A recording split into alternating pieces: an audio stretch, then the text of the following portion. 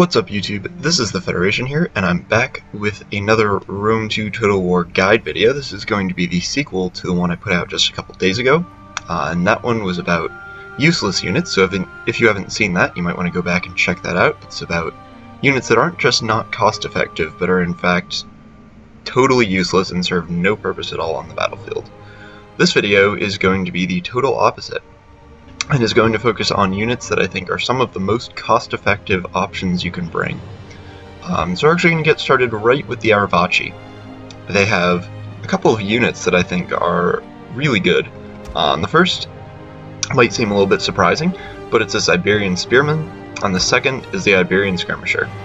And so for the Iberian Spearman, a lot of you are probably like, what? Like, why? It's a terrible unit. I agree. If you look at their stats, 10 charge bonus, 15 armor, 30 morale, 14 melee attack, doesn't really look like they can do much good. And against infantry, that's right, they will die instantly. But since they have such low armor, only 15 armor, they can actually move quite quickly. And then you'll see this bonus versus large is 25, and when you use cavalry counter tactics, it shoots up to, I believe, 100. If it's not 100, it's really close, but I'm pretty sure it goes up to 100. And that means that their melee attack is increased dramatically. So, first you can move these guys quickly. Second, once they're in position, if they're against cavalry, they can do quite a bit of killing. So, if you can hold their cavalry with something like a Celtiberian cav, something with a good amount of armor, and then bring these guys around the back, get them into the fight, just however you can do it, they will more than pay for themselves. They're absolutely an incredible unit when used properly. These Iberian Skirmishers are also incredibly cost effective. They only cost 290, which makes them the cheapest skirmisher in the game with 35 missile damage. There are cheaper javelins, such as the levies for Rome and javelin men for a lot of the Greek factions, but they only have 22 missile damage. So getting the 35 is a pretty important thing, and they have solid shots per minute, same ammunition as every other 35 missile damage unit, same range, so that just makes them a really good option to bring, since they're just as cheap as something like a Velite, and will do nearly as well. Next we're going to move on to the Arverni, who have Levy Freemen and Savage Dogs. So Levy Freemen are basically the same as an Iberian Spearman, slightly different stats in a number of areas, but overall same idea. Lightly armored, although a little bit more heavily armored than the Iberian Spearman, a little bit less melee attack, but they'll do the same job. If you can get them into the flank and hit that cavalry counter tactics, they will do quite a bit of killing for a very low price. Savage Dogs are, and have been for quite a while, one of my favorite kind of novelty units to bring. I don't think I would bring them in a tournament game, just because they're not quite as reliable as other units, but in terms of just like quick battles or something like that, they can be quite deadly when used properly. Not only because of the ability to chase down skirmishers, but also just your opponent knows that they can't be as risky with their skirmishers, so just having them on the field can actually make a little bit of difference. And if you can get them into, say, Rhodian Slingers, or anything like that, like archers, Cretan archers, some kind of expensive missile units, they will more than pay for themselves. I've had numerous battles where the dogs have gotten 200, 300 kills just by munching on skirmishers. They're also very hard to notice when your opponent releases them, especially if you're playing in the forest. It's just a bunch of little black dots running towards you, so if your opponent's microing elsewhere, and they're not too focused on their skirmishers, you can get a lot of kills before they even realize what's happening.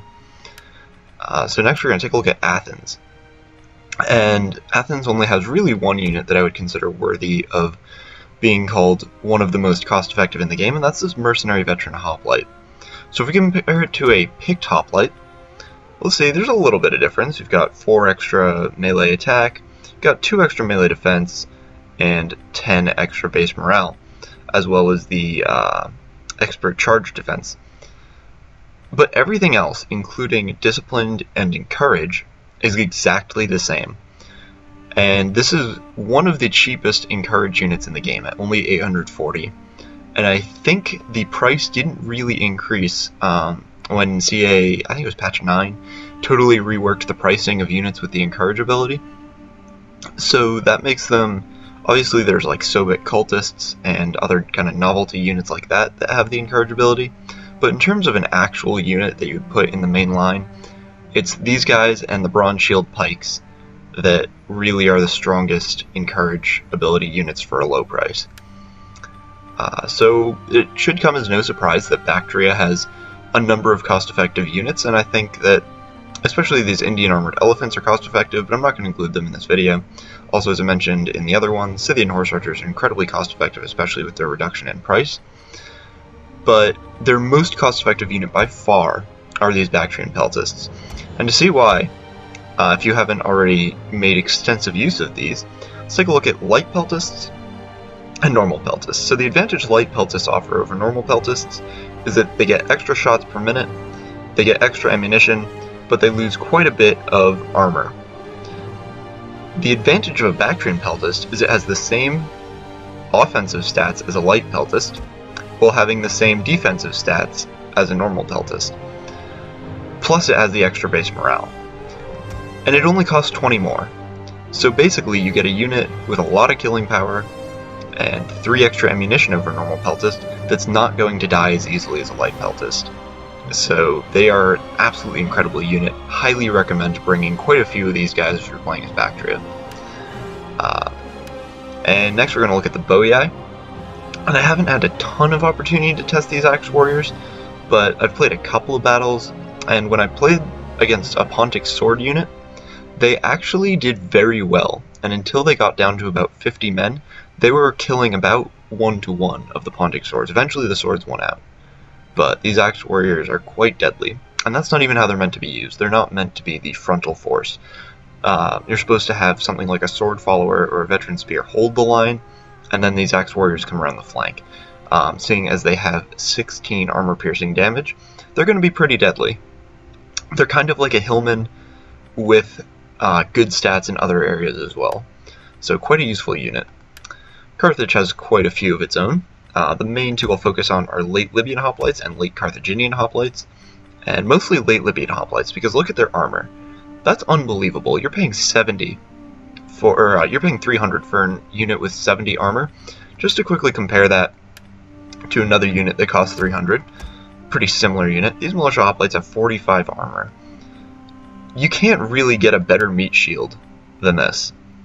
And I haven't gone extensively through the stats comparing them with Militia Hoplites, but just a quick look at them makes it look like, yeah, these guys are pretty much stronger in most areas.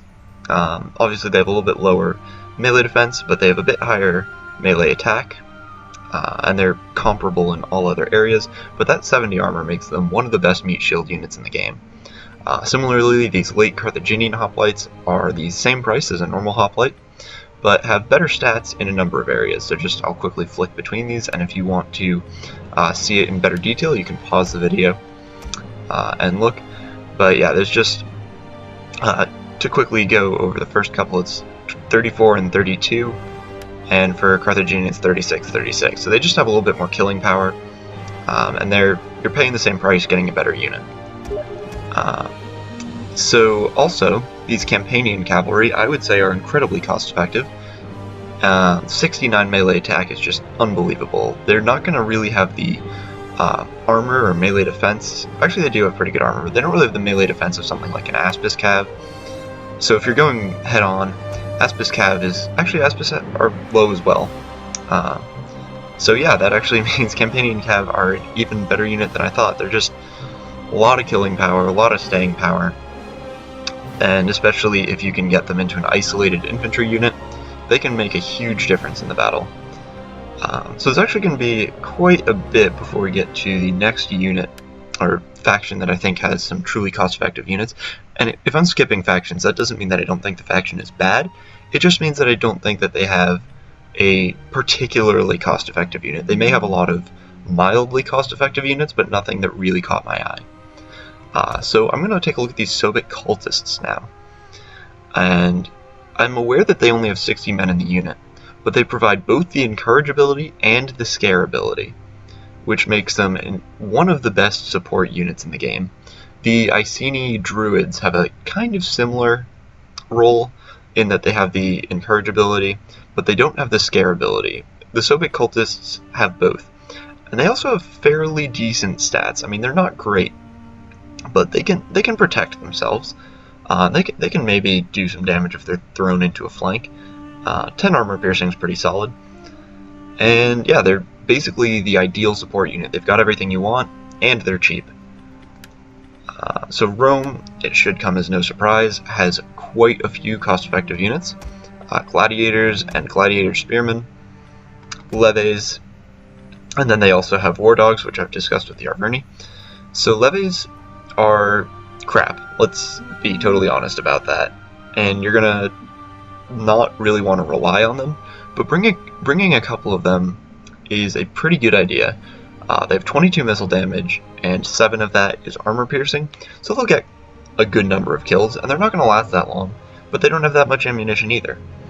So what these guys are ideal for is just leading your army out onto the field to protect maybe your higher value skirmishers like Balearic Slingers, or even Velites, and they can get some kills while they're at it, and they don't cost you much.